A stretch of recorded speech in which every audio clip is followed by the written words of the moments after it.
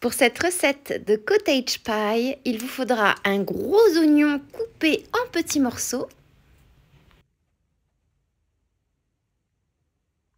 faire fondre 30 g de beurre dans une grande poêle, ajouter l'oignon et cuire à feu moyen jusqu'à ce que l'oignon soit bien doré. On veut quelque chose de presque grillé. Ça va permettre d'ajouter une riche saveur caramélisée à cette magnifique sauce à l'oignon.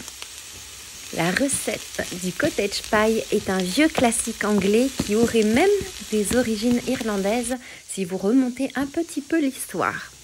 Une fois que votre oignon a bien doré, ajoutez 30 g de farine. Elle va permettre d'épaissir notre sauce à l'oignon. Cuire pendant 2 minutes en mélangeant régulièrement. Il faut savoir également que c'est une recette qui a énormément de variantes et ce depuis le début. Il y a quelques siècles, on pouvait également la trouver sans aucun légume, ce qui n'est plus le cas aujourd'hui. Ajoutez 300 ml de bouillon de bœuf. Ce plat est un peu le cousin du hachis parmentier français. Et si vous aimez tous ces classiques de la cuisine réconfortante, ces repas copieux, je vous invite absolument à l'essayer, c'est un délice. Ajoutez maintenant 500 g de bœuf haché et cuire à feu doux et à couvert pendant environ 10-12 minutes. Les ingrédients vont bien s'imprégner les uns des autres. Une cuisson à l'étouffée et lente permet d'avoir une saveur optimale.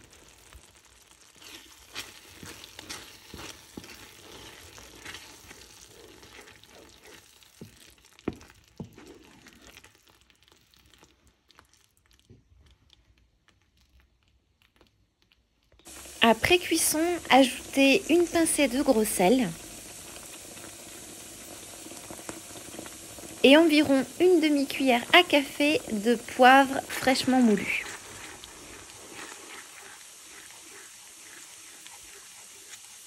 Et c'est maintenant le moment de cuire nos petits légumes. Alors, les classiques, c'est une carotte et 2 tiges de céleri.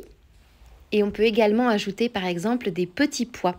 Je les fais d'abord cuire dans l'eau bouillante pendant 10 minutes, puis je les fais revenir un petit peu dans une poêle beurrée pendant environ 5 minutes. Ces légumes vont apporter un vrai boost de saveur.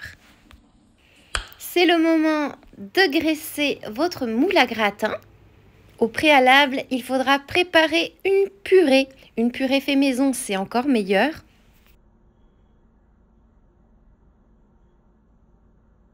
C'est une purée que j'ai fait avec 6 grosses pommes de terre. Et je vous invite à choisir des pommes de terre riches en amidon parce que ça permet d'obtenir une texture beaucoup plus crémeuse puisqu'elles contiennent moins d'eau et donc elles vont absorber beaucoup mieux le lait et le beurre que vous allez y ajouter. Pour la texture, c'est à votre goût. Moi, j'aime y laisser quelques tout petits morceaux cuits à l'intérieur, mais vraiment tout petits.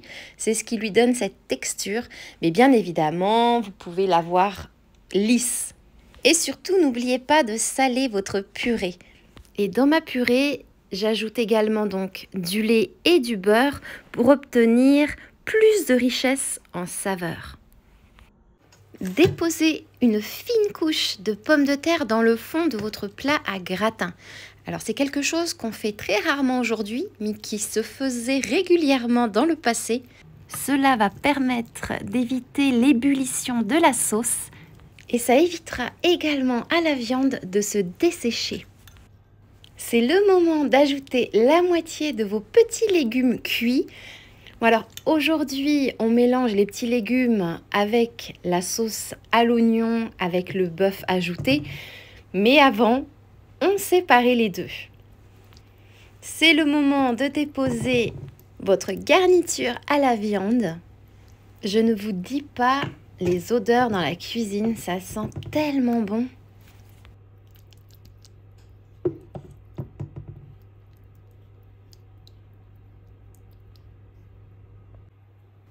Ajoutez ensuite le reste de vos petits légumes cuits.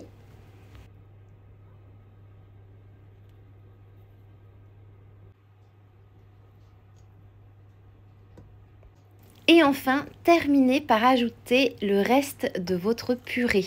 Ça va former une croûte de purée au lieu d'utiliser une pâte à tarte.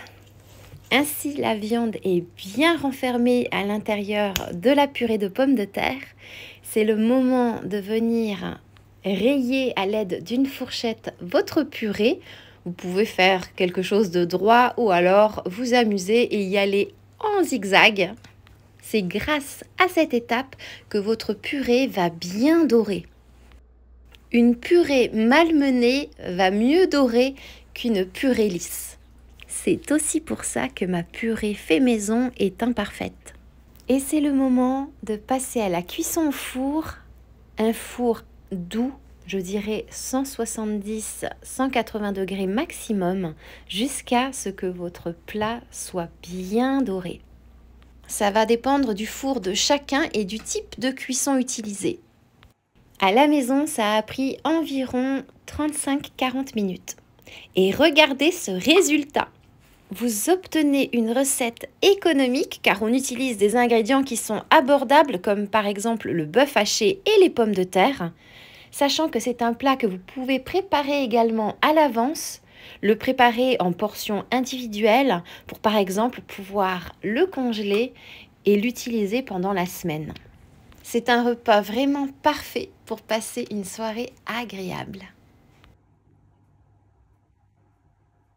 J'ai parlé un peu plus tôt du cousin de la cottage pie, le fameux hachis parmentier français, mais j'aurais très bien pu également parler du pâté chinois québécois. Il y a juste quelques petites différences évidemment, mais on tourne globalement autour de mêmes ingrédients.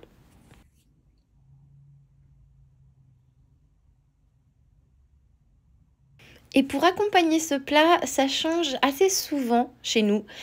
Parfois, ça va être un délicieux vin rouge, parfois ça va être une simple bière, parfois même un thé. Mais pour surprendre votre famille ou vos invités, vous pouvez même servir un prosecco, qui est tout simplement un vin effervescent, pétillant, italien, que vous pouvez trouver en vin blanc, en vin rosé.